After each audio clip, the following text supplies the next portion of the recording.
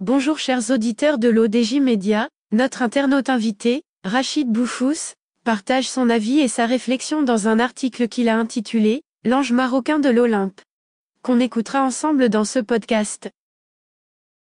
Notre architecte entame sa présentation du sujet en disant « Il s'appelle Mohamed Tindouft, il est né en 1993 à Azilal, dans cette province des cimes, où les jeunes n'ont d'autre avenir que de migrer pour un ailleurs meilleur.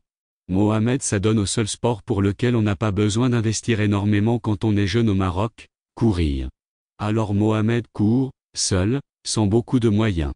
Il arrive à courir plus vite que d'autres, fait du 3000 mètres steeple sa spécialité comme notre champion national Sofiane Bekkali. Mohamed arrive à décrocher des médailles d'or aux Jeux de la francophonie de 2017 à Abidjan, aux Jeux de la solidarité islamique de 2017 à Bakou et au championnat panarabe d'athlétisme 2021 à Radet. Depuis pas grand-chose. Il arrive tout de même à se qualifier aux Jeux Olympiques de Paris 2024, malgré sa 491e place au palmarès mondial d'athlétisme. Notre internaute invité continue de la manière suivante. À force de persévérance, il arrive en finale du 3000 steeple. Au cours de cette course qui restera dans l'histoire de ces Jeux, les coureurs kényans et éthiopiens font barrage à notre champion national, Bekkali, lui barrant la route. Mohamed, qui avait toutes ses chances pour doubler les pelotons et arriver premier sur la ligne finale, a préféré se sacrifier pour la réussite de son ami Bekkali.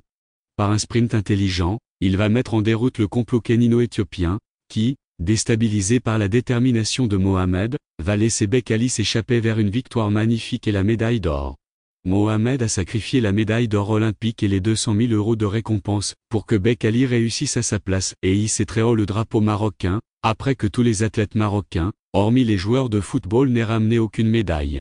Tindouft connaissait certainement ses limites et a préféré jouer au lièvre, car il s'était dit que sûrement les Kenyans et Éthiopiens pouvaient décrocher le titre, malgré tout, s'il s'était entêté à la jouer solo contre Bekkali. Rien que pour ce sacrifice, Mohamed Tindouft mérite la médaille suprême de l'amour des Marocains. Par son geste, Tindouft a fait montre d'une immense générosité envers son ami athlète, mais il a aussi démontré que le plus important dans le sport, ce n'est pas de courir frénétiquement et égoïstement derrière les médailles et les honneurs, mais d'être solidaire pour que le drapeau ou le fanion porté, soit hissé au plus haut.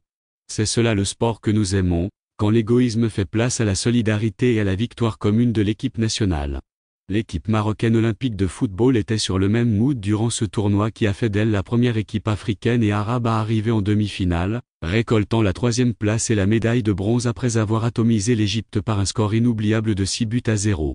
Cette équipe sous la conduite du merveilleux Hakimi a démontré un sens du partage unique, qui peut servir de leçon de jeu aux autres équipes africaines et arabes où l'individualisme et l'égoïsme dans le jeu, sont toujours de mise. Quant à Tindouft, qui fut chaleureusement remercié par Bekkali après sa victoire, il doit être félicité par les instances et autres autorités sportives du pays, l'aider financièrement et l'encourager à persévérer afin de décrocher des titres sportifs. L'auteur termine son article en ces termes. J'espère enfin qu'une académie royale des sports soit rapidement créée avec de vraies compétences à sa tête et non des grabataires séniles et hors sol qui ne font rien pour le sport. On pourra y enseigner les valeurs de solidarité et de partage que les joueurs de foot et les athlètes, comme Bekkali et Tindouft partagent pour notre pays, soient toujours présents sur les podiums du monde entier. Bekkali avait hier un ange gardien en la personne de Mohamed Tindouft, qui lui a permis de gagner et de hisser au plus haut le drapeau marocain. Merci Tindouft, on ne t'oubliera pas ange marocain de l'Olympe. Rédigé par Rachid Boufous.